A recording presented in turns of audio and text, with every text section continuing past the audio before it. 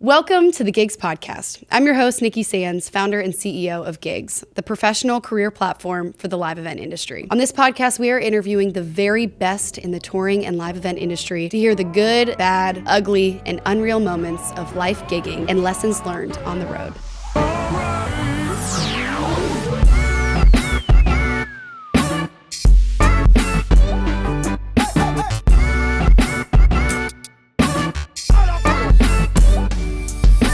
Today, we have the pleasure of speaking with Carrie Lelwica, artist manager and founder and owner of Soar Entertainment.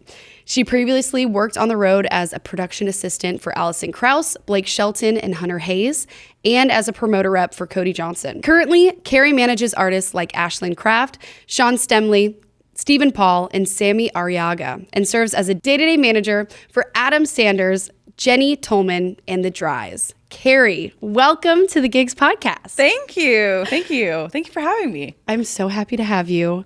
I have known you for about 5-6 years now. Yes. When we were working a corporate event at the airport. We were. We were in ugly little polos. And why were you working this corporate event with me? Take me back 6 years. Totally. Well, I've been here in Nashville a little over 10 years. And as you know, like it's a struggle. You have to grind through it and figure out how to find your footing in the industry. And I just took on a few different side projects just to help make ends meet and pay the rent. And one of them happened to be like a staffing company where I met you. And I think we were like welcoming like a convention at the airport and like helping them get on the buses or something. I was lost the whole time. Oh yeah. And we both looked at each other like, what are we doing? we know we have bigger aspirations than this. But you do what you got to do. Do what you got to do. So then what brought you to Nashville originally? So I went to college at University of Minnesota Duluth from Minnesota, central Minnesota area. Whoop. And I was a concert coordinator in college. And that was really so pivotal for my career. Like I basically had 2 years of experience on campus, booking shows, putting in offers at major agencies and working through like literally every logistic of planning a live event. And I had a blast. We had some really great shows. And that really just created some inspiration for wanting to work in the music industry as a whole. And then I also interned at a few radio stations in college throughout the summers. So just had my hands in a few different things. And I never took the traditional music business route, but it was important for me to get the 4-year college experience. I wasn't ready to leave home yet, but yeah, I definitely got the music industry bug in college very early on.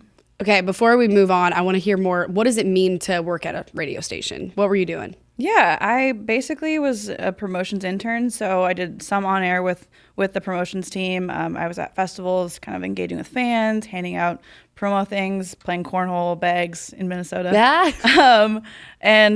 Just kind of whatever they really needed. Just some admin stuff in the office, but it was so fun. And just getting to be a part of some of the morning shows with them, and it was the best way to get involved in Minnesota, in my opinion. And so grateful for that opportunity with Town Square Media and at University of Minnesota Duluth too. So cool. And then how did you get connected with Love Your Millin'? Okay, so moved to Nashville after I graduated May of 2014. No job, just rolled the dice, and I was like, all right, let's do this. And went up and down Broadway, got a serving job. Literally like same day, Margaritaville hired me on the spot. Wow. And I was like, okay, here we go. I'm gonna go wear some Jimmy Buffett merch and sell some margaritas. But it was just like, all right, this is how I'm going to start paying my rent and figuring this out. And started going to events and got involved in town with an audience casting producer, Suzanne Skinner, aka Mama Sue. I love you. She got me really involved in just different events in town with CMA Awards, CMT, different production events. And she had a company that brought together different brands, partnered with NASCAR and music and racing. It was a really cool company. And we were talking about maybe bringing on some new clients for the company, and Love Your Millin' came to mind. I was connected to them from some friends in Minnesota, and that's where they started. So I brought them on as a client for them. And then when that company, we all parted ways and we just did different things, but I continued on with Love Your Millin'. I think worked with them from 2015 through 2017 with the CEO, Zachary Quinn, and just basically built their influencer program alongside their team. And what does that mean? Building an influencer program? We helped build their brand, I guess, just bringing awareness to it and helping spread awareness and spreading their products around Nashville. So their mission initially was to put a beanie on every child battling cancer, and they statistically did that. And then they changed their mission to giving 50% of their profits to all their nonprofit partners. So I got the opportunity to, you know, partner artists with hospital visits and different things like that. And it was so fun. We really did it all, and grateful for that experience. I think when we parted ways, it was kind of a place where they were like, hey, we need you in the office in Minnesota. And I was like, what am I doing? Like, I came to Nashville to work in the music industry. So I'm so grateful for that opportunity. I feel like it gave me a platform and a voice to help, you know, their mission, but also like for me just to connect with different people in town. So basically from Love Your Melon on, I jumped right into touring. I mean, that is also, you don't hear that often, is starting in the nonprofit space. Yeah. Because that's a great way to, meet the artists and be like, hey, I can really help you with some PR and you can do some good. And that's a really interesting way to get in. In addition to being on Broadway, meeting people that way, in addition to knowing radio. Did your contacts at the radio station help at all in Nashville? Did you know anyone from that experience? I mean, they were more like Midwest based, so I think there was definitely some support and just like mentorship there. But I wouldn't say like they weren't here a ton in that process. But yeah, it definitely was an important part of my life. And you were doing brand development and an influencer marketing, basically, like when Instagram was just kind of getting. I remember that was like when stories just started, kind of. People were posting more than just their food on Instagram. You're just such a self-starter to like, first of all, you're a true gigging professional. That's why you work on this podcast. It's like you were doing everything just to make it work. Yeah. But can you talk about brand activation? I'm really curious about that, especially because you're literally still doing it for your artists now as a manager. How, what's the driving force behind it? How do you make those partnerships to ultimately get, a broader audience for Love Your Melon? I think overall, like, you can look at it from a brand perspective or like as a manager, but I really felt like I had some solid connections to help their brand, and why not help people if you can, you know what I mean? Like, and I think I've been told I'm like a hub, like I like to connect people and help people out, and no gain for me, but just like I find joy in that. And I'm like, why waste your connections and talents if you can't help people? So with Love Your Melon, like it really became just like my friends kind of came alongside me and were like, hey, we'll bring some hats on tour. And my friend Audrey, who worked at Cumulus at the time, and she was like, I'll have a bunch of beanies at the office, and when every artist comes in for their interview, like I'll give them your package. And so it just like spread super naturally. And I think I would say every artist that you could think of probably has received a beanie from me or somebody, but they have an incredible ambassador team through the different universities and colleges as well. So it's definitely a team effort, but I was really proud of the work that we did. Wow. Yeah. Starter. Okay, so from that, you're gigging, you get the corporate gig, we meet, it's amazing. When did you get on the road? Okay, it was literally, I think, January 2018. My friend Amanda Monger, Blake Shelton's tour manager, she was like, Carrie, like, come on the road, we'll figure it out. I've got a position on the catering team. And I was like, I don't know what that means, but let's do it. But it was a grind. Like it was like 4 a.m. load in, like pushing in like breakfast, like the dining cases. And we just did it. It was 4 a.m. to midnight every night and worked our tails off. But it really taught me how to appreciate literally every single role on the tour. I mean, everybody puts in so much work, especially like, as a promoter rep on the Cody Johnson tour, like we go in and we work with these staff every day, and we don't know how long they've slept. Did they work late last night? Like just treating everybody with kindness. And I think being in that initial like entry level role as a catering assistant taught me so much, just as a touring professional, but also a manager. And just overall, it makes you just appreciate literally everybody that's out there making it happen. I started in catering too. Can you take me through what a typical day looks like for a catering assistant? As your first gig, you're learning hospitality, you're learning what the road is. This is an arena tour, right? Yep. With Blake, Weekend Warrior Country out of Nashville. So what it means to get to bus call on Wednesday and Thursday, show up, what your day looks like, and then to the next venue. Totally. I think it varies per tour and per artist, but as far as like the buses go, like I'll load bus stock and take care of that in Nashville usually. What does that mean? Basically, what does that mean?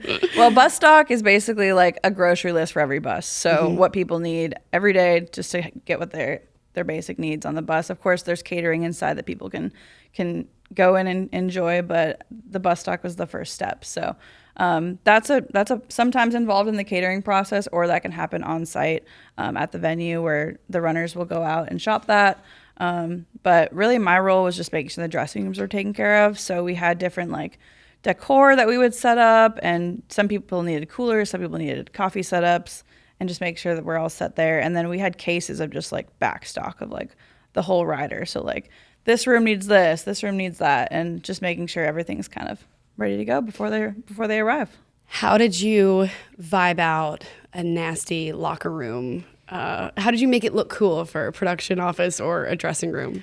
I think I'll bring that back to Cody Johnson's tour. I helped design the radio room and the backstage bar. Talk about what a radio room is. Yeah, radio room is basically just a nice room where you can have different people from local radio stations, potentially DSPs, iHeart, Sirius, anybody that's in the area that wants to come out and enjoy the show.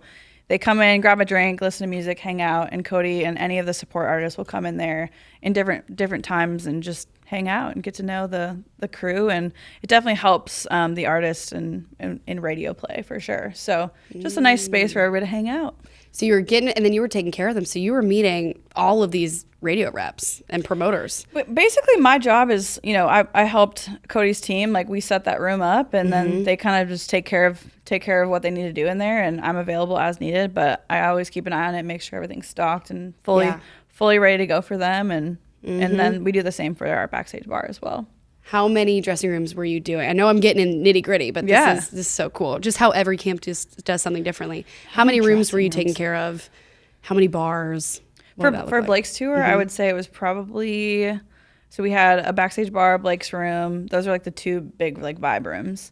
And then everything else was pretty much just like what we can do, like piecing furniture together and old crusty lamps and pipe and drape if they have it. Yes. But we definitely like do what we can with like linens and just traveling with decor on Cody's tour specifically. But why do you think it's important that you vibe out a dressing room or a production office? Why is that role so necessary, do you think? I think what it does for not only like the guests, but the band and crew, is it creates this space where you're like, okay, like we're away from home, like let's make it as comfortable as possible and just enjoy each other and enjoy the day. And I think the promoter that I work for, Police Productions, Cody's promoter, like they do such a great job to think of everybody and what they would want. Like recently they've been like making these wiffle ball courts because the band likes to play wiffle ball. Whoa. And like just customizing like banners with like the band names, and I don't know, just going above and beyond and like creating an environment that's fun and welcoming, and also just allows people to not just have to sit on their bus. Be like, okay, play a show, go sit on the bus, eat food, and go to bed. Like we try to create an environment where it's welcoming and fun and everybody's having a good time. That's so fun. You're just a party planner every day. All right, so you're going through your stocking and then loadout. What does loadout look like in a catering assistant or even a production assistant role? Yeah, they're a little different, but on the catering role, I think you got to make sure you get the coolers and those pieces that you carry in the truck every night. So trying to find ways to like pull those out of the rooms as soon as possible, because we as the caterers had to leave early before everybody else to make it to the next city to start prepping breakfast. So it's just a long cycle of like turning over and all right, on to the next city. As a production assistant, promoter rep, like we kind of let the rooms sit as long as we can, and then we'll start kind of slowly picking things away, putting the cases towards the loading dock and getting the truck loaded up. So yeah, it's about the same, just different timing, but we try to keep the bar going as long as we can. Yes. And let everyone do it as slowly as possible. Yeah, so no one feels like they're being pushed out. Yeah, you get it. You're like, get out. I want to go get to my bunk. Yeah. I know. Yeah. Okay, so you do that. How long was that tour with Blake? I did 4 tours. I think my last one was 2023. Dang. Yeah. Did you stay in the catering role? No, I was promoted to a production assistant the next year. Amazing. So I only did 1 year of a catering assistant. So hang in there. Yes. One of my friends, Tori, she works on Blake's promoter team, and I will never forget it. It was like snowing, ice, rain, sleet, whatever it was. And I was like pushing a cart of like waters and ice in just the middle of Midwest winter. And she's like, Carrie, come on the bus for a second. And she like puts her 2 hands on my shoulder. She's like, it gets better. And I'll never forget it. I tell her that all the time. Like she's now a promoter rep on Taylor Swift's tour, and we literally like I worked those shows with her last year in Nashville, and like we got tattoos backstage together, tour tat. But yeah, just like that. I don't know. It's just trying to keep it fun. But grateful for that, and I'm grateful forever for that experience because I think it really taught me like the work ethic on the road. Well, and I feel like there is a reason why those entry-level jobs are so awful and hard. Yeah. Because they're weeding people out. They're like, if you can see the good of getting through catering or merch or hospitality, and you are there, catering, you're making breakfast, and you're packing up after-show food, whatever it is. Yeah.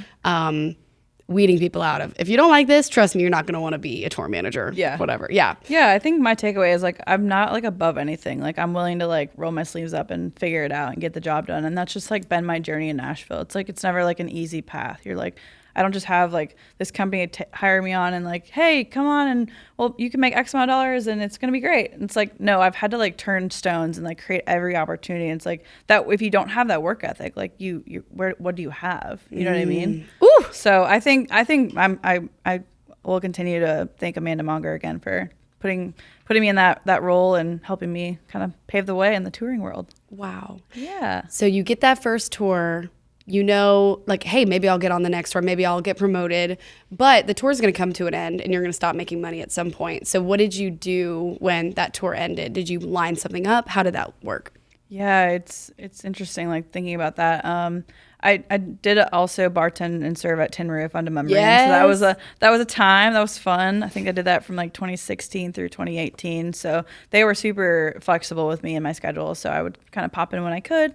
But everything kind of fell pretty consistently after 2018 with Blake's tour. I jumped into Alison Krauss's tour at the end of that year. And then... How did you get that gig? Through Amanda and my friend Tiffany. They were like, hey, do you want to jump on the road with Alison? She might be calling you. And I didn't even have time to process it. And all of a sudden I have like a call from Alison Krauss. And she's like, hey, Carrie, I've got your number from Tiffany. I wanted to see if you want to hop on our tour for the rest of our UK, Dublin, Scotland run. I was like, what?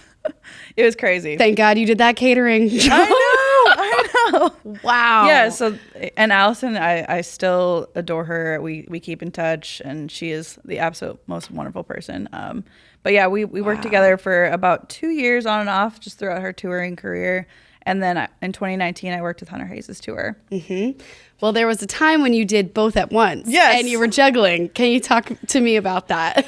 You know, I did my best to be everywhere, literally, I possibly could, but sometimes you can't do that. And I remember, I want to say it was 2019. It was, yeah. I was thinking about you, and I was like, you know, like, Nikki wants to get into touring. Like, maybe we can see if she can fill in for me, and I can convince them to take her on. I was like, I promise you, she's just like me.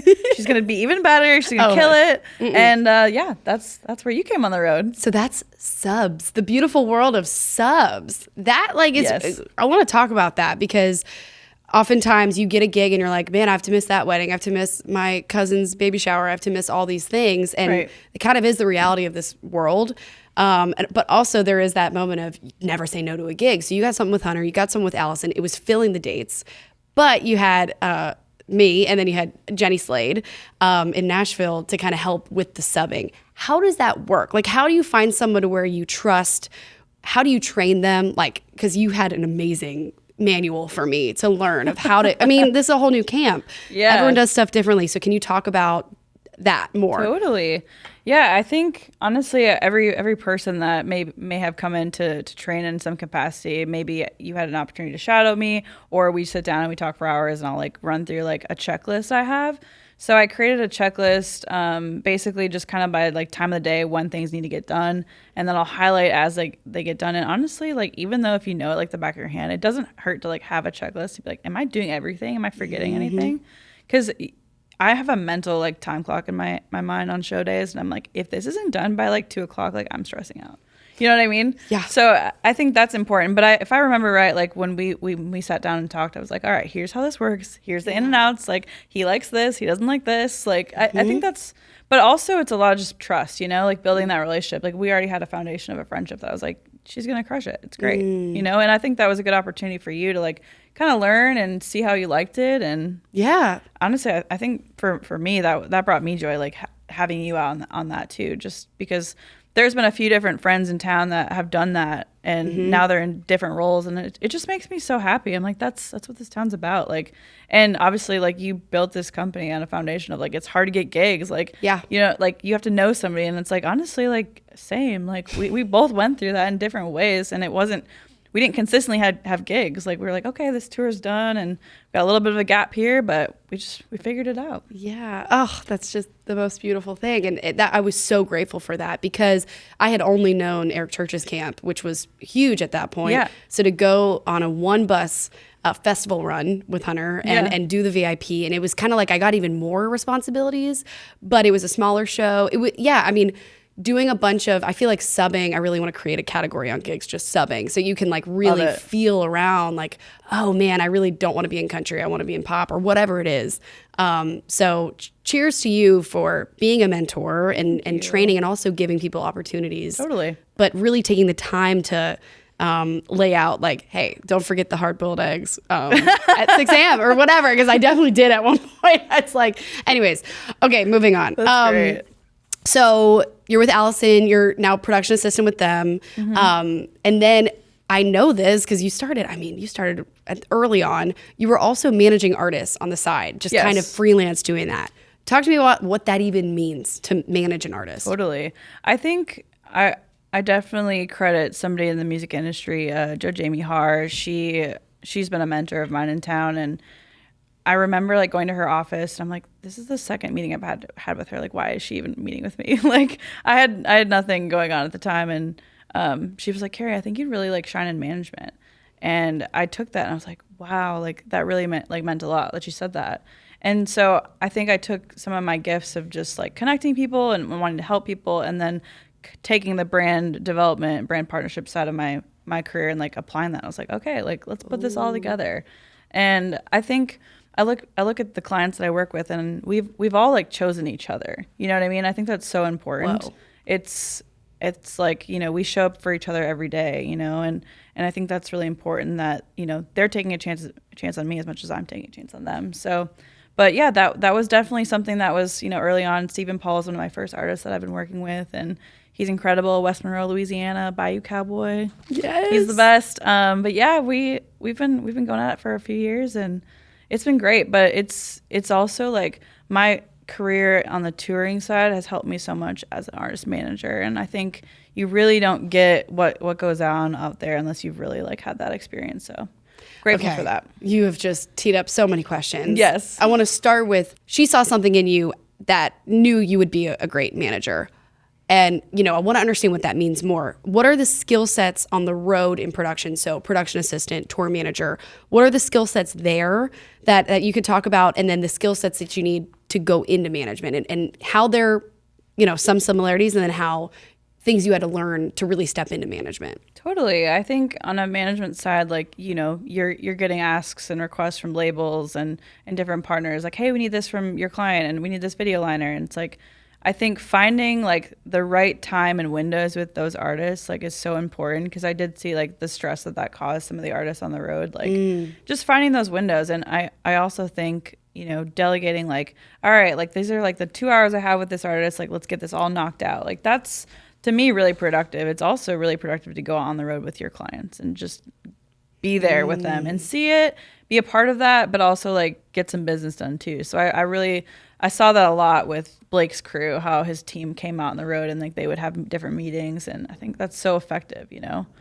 Wow. But yeah, it's a time and place thing, and just overall time management is like the number one thing that I've taken away from the road into management. Like just having like being detail oriented, and the biggest lesson I've learned from Brad Garrett from Police Productions, the promoter I work with for Cody, is trust but verify. Ooh. And it's so true, because you're like, if somebody from a venue is like, yeah, I dropped that couch in Blake's room and the lights and everything's good to go.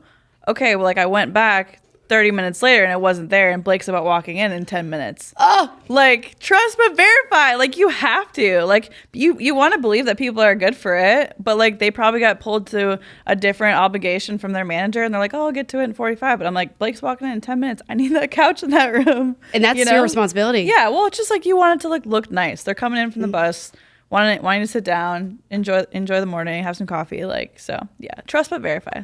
That's a great piece of advice. Yes. Oh my gosh. Yeah, the amount of times you walk in and you're like, where's the pipe and drape?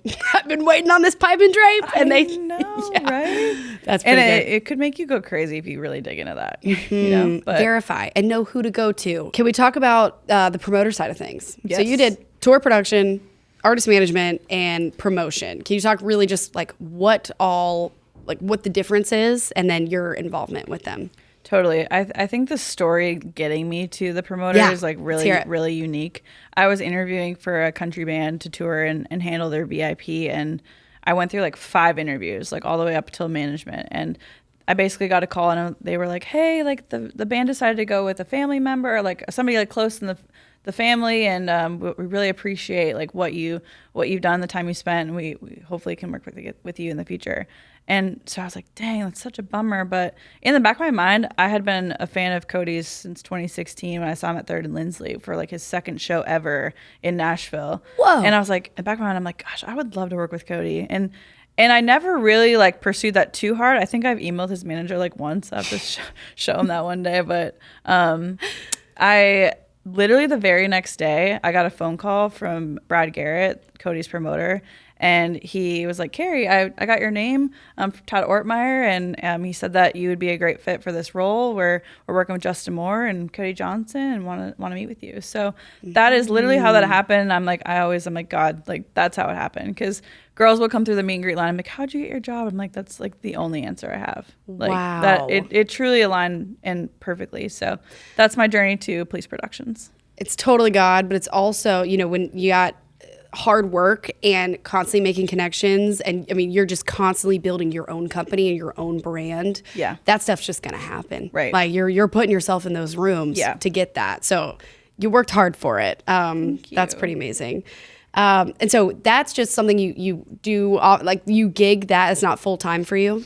It's not full time, but I do all of their shows. So we do all of Cody's basically U.S. arena dates, all the hard ticket dates. So so good. I really want to get into Soar Entertainment. Yes. You've been managing artists for a long time now, and maybe 2 years ago or so, we went to Pinewood Social, and I was like, I think I have this idea for like a social network platform, and you're like, I think I really want to like create an artist management company. Yeah. Like, oh my gosh, it was just like do this. Such a cool moment. I could like pick out the table we were sitting at Pinewood Social.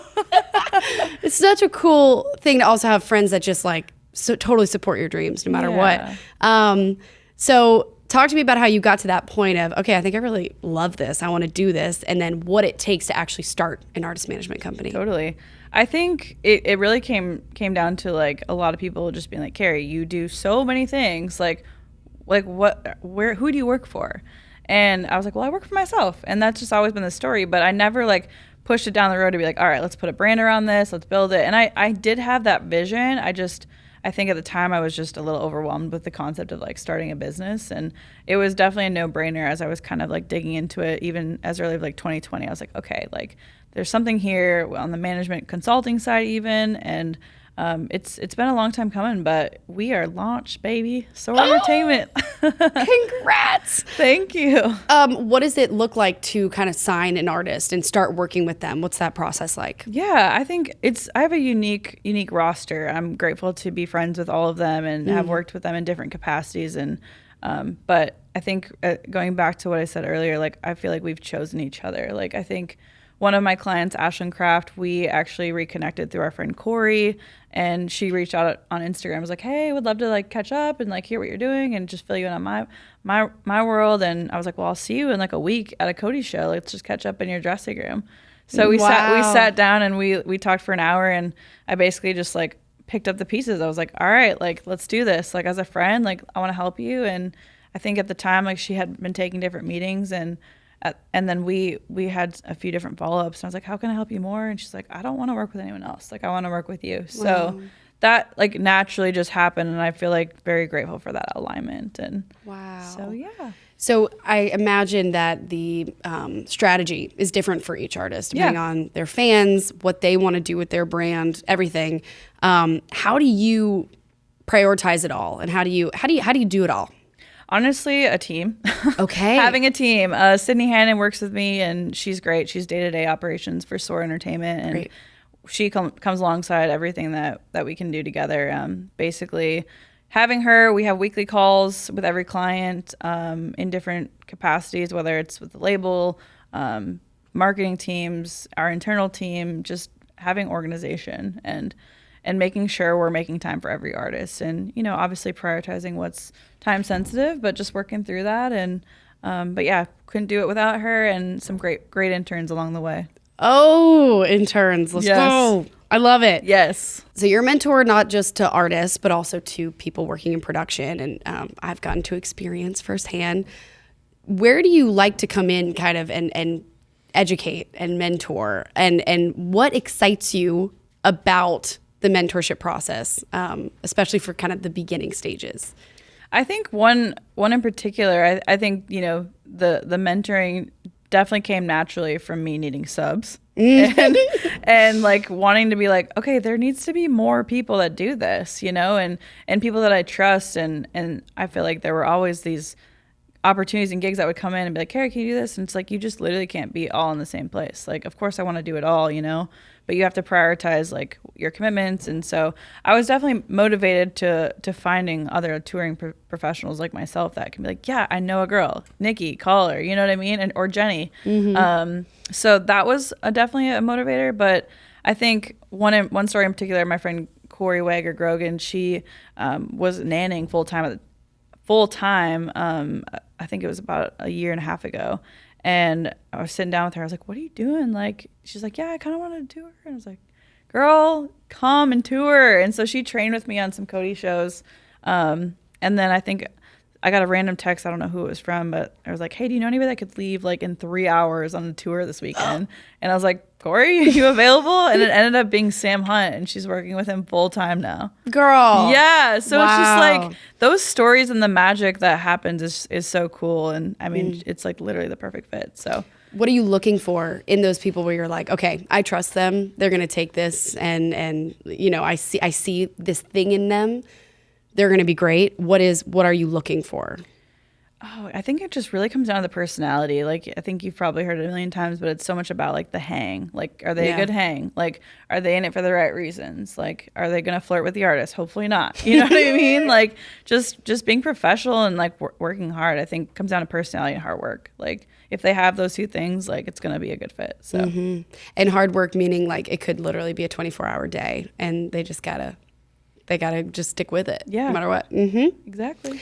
Do you have any traditions that you've done so many different things. Do you have any like road traditions or artist management? If you hit a milestone, do you celebrate in a certain way, or bus traditions? Do you have anything like that? That's so fun. I mean, at my house, having roommates throughout the years, like we would grab like a specific bottle of champagne and like we'll like write like the milestone on it and like celebrate that together. So we have like a collection of champagne bottles, which is kind of fun. I love that. Yeah. What were some bottles you popped? Oh, bottles we popped. I think my first job out of the pandemic, I was working at a management company. So that was a big one because I was unemployed after the pandemic for like eight months. So just little things like that. And I'm sure Soar Entertainment was one of them. Do you have one right now? I think we had a few bottles for that one. Yeah. Do you have one now? Your next milestone that we need to celebrate when you pop it? I mean, the biggest milestone that just happened was Ashland, one of my clients, just played the Grand Ole Opry for the first time. So that was really, really incredible to be a part of that and watch that journey. And I mean, Cody broke the news and told her she was going to make her Grand Ole Opry debut. And then Ashton McBride just showed up backstage to surprise her and introduced her. And it was just one of those days where you're like, I couldn't have picked a more perfect day. Like, it really was perfect. So that was a big one. We'll be celebrating once things slow down a little bit. And I mean, you're feeling that success with her. Yeah. As her manager, you're in this together. Yeah. Wow. We have a great team. I mean, she's got a great team around her, and very grateful for that. Wow. I love that. What do you think is the biggest risk that you've taken in your whole career? Turning down a lot of money for pursuing my own company. Let's talk about it. Yeah, I think, I had an opportunity to work with a management company for a good amount of money and benefits and the whole 9 yards. And you're just like, that's what you want, right? You want that stability and like just having that validation of like, okay, like this could be a thing. But I've never taken like that straight path of like, this is what I'm going to do. Like I've always just taken the harder route. And I think launching Soar Entertainment in conjunction with Ashland's label signing at Leo 33, it was just like, this is where we're supposed to be. You know what I mean? Like I feel so grateful that I waited because I felt like the timing of everything really like lined up perfectly. So the biggest risk is on the financial side for me personally, but I think that's going to come around, I think it's worth taking a bet on yourself because in the long run, like that's what matters. I mean, I'm choosing the path of happiness, so that's where I'm at. Girl, starting your own business isn't happiness all the time. I know it's not. I'm trying. But ultimately, you're working towards something greater, and it's your own dream, and it's supporting all these other people, which is what you're best at. Thank you. That's got to be scary. We're literally always in this industry looking for the job that has insurance and a salary. I know. And you said no. I know. I'm so proud of you. Thank you. Wow. It's cool to see it right away, too. This was the right decision. Totally. Have you had other moments like that where you're like, this is amazing. I can't believe I get to do this? Oh, yeah. A lot of them. I think a lot of it comes down to like the Cody touring. I'm just in awe. Like I'll never forget like the first time he played Till You Can't in his set. And I ran out to the crowd to like film it. And I was like, this is a song. Like this is a special song. And he was just trying it out. And I'll never forget his manager texted me, Howie, and he was like, hey, do you have any videos of Till You Can't? And I literally had like 50 videos. He was like, holy crap. You're like, hey, I'm a fan. I'm a fan now. It just like, I knew it was a moment. And like just being a part of like the police productions team when Cody was opening for Justin Moore, and then to him playing hockey arenas, selling 4,000 seats.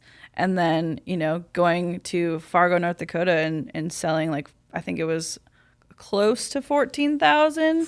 And he's like, last time I was here 5 years ago, I played to 700 people. Like just being a part of that journey and witnessing that, like to me is absolutely like why I'm doing what I'm doing. Wow. So. You're growing with these artists. Yeah, I'm growing with these artists, but also like the team. Like it's been a climb together, and grateful to be a part of it. And that whole team has been so supportive. So very grateful.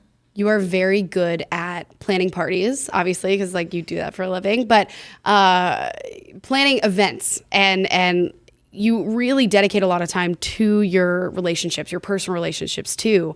How do you balance? I mean, especially with touring and then your own company now. I mean, how do you make time for your personal relationships? Totally. That's a great question. I think that's an evolving thing that we're all figuring out as we go. But I'm definitely I definitely try to prioritize going to Minnesota where my family is. Good. At least every 3 months. That was like my commitment to myself when I moved to town because I'm an aunt, so gotta have auntie time.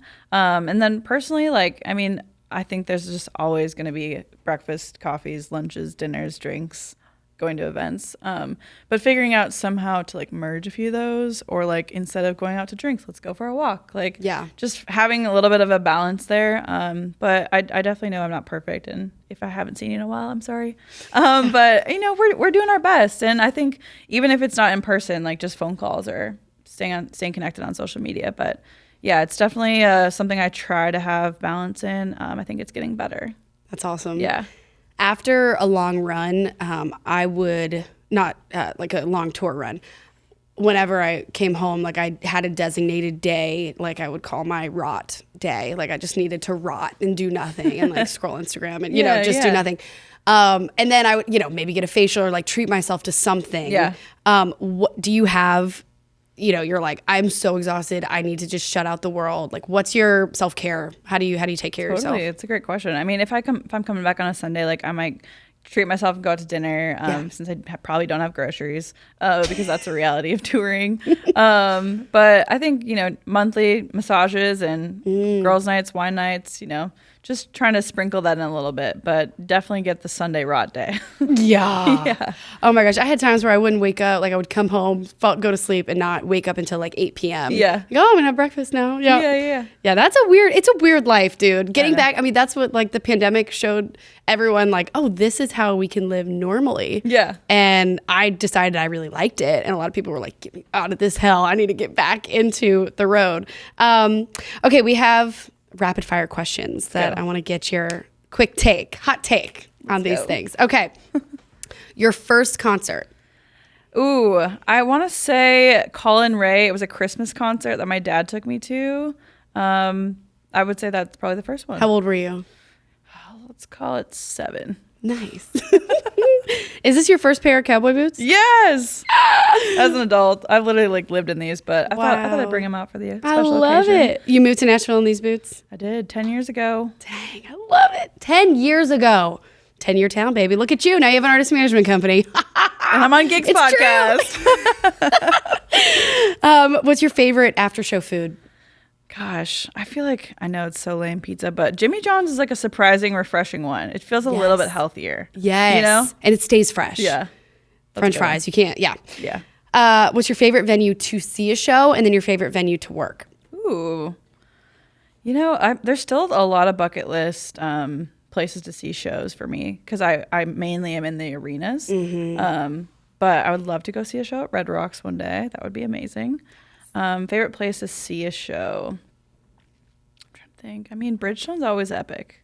It is. Cody just did a 360 show there where it was just the whole bowl. So that was probably one of the most epic shows I've seen. How many people does that seat for an arena to do in the room? It was over 15,000. Damn. Yeah. Amazing. And then favorite place to work, Bank of Pavilion, Guilford, New Hampshire. That everyone, yeah. That's you're the fourth person. It's incredible. I was there with it was the Outlaw tour with Willie Nelson, Alison Krauss, Brothers Osborne. It was insane. Whoa. Yeah, but they have like a lobster spread. They have like a bonfire. They pass around lobster rolls, and you can go like take bikes to the lake, and wow, you can get a massage backstage. Just all those things. Cool. That was a good one. To be a venue where tours are so excited to go to it, it's a feat. Dang, I've never been there. As a production I really assistant, you really don't get to enjoy all of it, but yeah. What is your biggest pet peeve on the road or on the bus? Oh, gosh, it does fall in the runner category. I mean, I would just rather a runner ask questions versus making assumptions. Give me an example. Just like buying something when I'm like, I need 1 bottle of this. And she's like, well, it came in this, but like they didn't have that. I don't know. Just making a game time decision without talking to me about it, because it's not my money that you're spending. It's the artist's money. And the list that I'm giving you is very specific. But like, hey, if they don't have it, maybe there's a way that we can be flexible and like, let's do that. But like when runners like make an assumption without talking to me, like it kills me. Yes. Can I share a quick story on that? Please. It was one of my first shows, and it was, I think, like Def Leppard, and it was a whole, like, everyone was British on the crew. And I was running, and on the list, it was a dressing robe. And I was like, okay, I'm going to get a robe. I went to Bed Bath & Beyond. I bought a robe. I asked like the price range. They said like $100. I was like, okay, wow, it's a nice robe. Yeah. I came back and they were like, what is this? And they were wanting a dress, like a gown, but in the different culture of the UK, like a dressing robe is like a nice little gown. I should have gone to like Macy's to get a gown. Just a gown. Yep. And anyways, should have asked questions, should have sent pictures. Yeah. But you learn. I mean, we've all done that. We've all totally done the wrong thing, but it's hard when it's not your money. But yeah. And my personal favorite is when they lose the credit cards.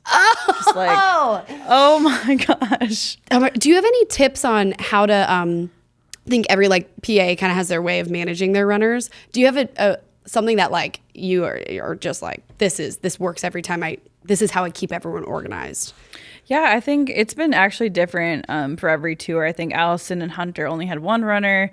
Cody has 3 now, and Blake uses 4. But with Blake, I had like a whiteboard system where I'd put like their name, their vehicle, and then I would just put where they are, and then have like a sign out sheet on my desk when people need something. Whereas like with Cody's tour, we have like we designate each runner to each camp. And so I'm kind of still the hub, like, hey, Carrie, I'm going off site. I'll be back. Like, I'll text you when I'm back. But then like Cody's team has a designated runner. So that works well for them, you know, and I think sometimes that's a little bit less on my plate so I can focus on other things and not being like, hey, can you go here? Where like the TMs will just work directly with the runners. And at this point, like some people like that, but it works well. But I mean, I'm not opposed to like the whiteboard system either. I think it just depends on the artist and the team. But as long as the runners are communicating with me throughout that whole process, it works. Yeah, you know where they are. Yeah. And they keep the credit cards. Oh my gosh. Who is the most inspiring person you've met in your career? Honestly, I'd have to say Alison Krauss. I think a lot of people describe her as like angelic and just the sweetest and angel voice. And that's truly what she is and who she is. Like, she has always stuck her neck out for me. She included me on her last project with Robert Plant and listed me in the credits under as a production assistant. I basically like helped Robert Plant through that whole process, like took care of him, whatever he needed. And she's had me over for meals and bakes pies, and she's just really, really sweet. And I think at certain points of working with her, she was just like, hey, I want to give you a little bonus, like, thank you for all your hard work. And I think when an artist like sees how hard you're working and realizes that and like just takes a moment to appreciate that, I think that's so rare. I think there's not a lot of credit given, you know, to touring professionals in some sense, because it's like, okay, hey, you're getting a day rate, you're doing your thing, thanks for a great tour. But when you go a little bit deeper and like really build that connection, I think the foundation of our friendship and relationship has been so inspiring, and grateful for her as a mentor. That's how you keep retention too. I mean, that's how you get that person to say no to another gig and say yes to your gig. If you treat your crew right. I'll never forget when I had to basically put in my notice to leave her tour because I wanted to pursue management. I was like, hey, can I come over? And she's like, yeah, like I'm baking us some pie or whatever. I'll sat in her kitchen. And I'm like, I don't know how to say this, but I really need to like pursue other things. And I was just telling her, like, I feel like I'm watering the wrong garden. Like, I'm watering the garden that's on the road, but it's not the garden I want to grow like long term. And she was like, I totally support that and support you. And so that was obviously a hard conversation, but you know, she was so gracious, and we'll continue to support each other down the road as well. Amazing to be mindful of that though, of where you're putting all your effort and your time, and knowing that you're being pulled in a direction that you think you don't want to go down. So good for you for being so aware. What is the worst advice you've ever gotten in your career?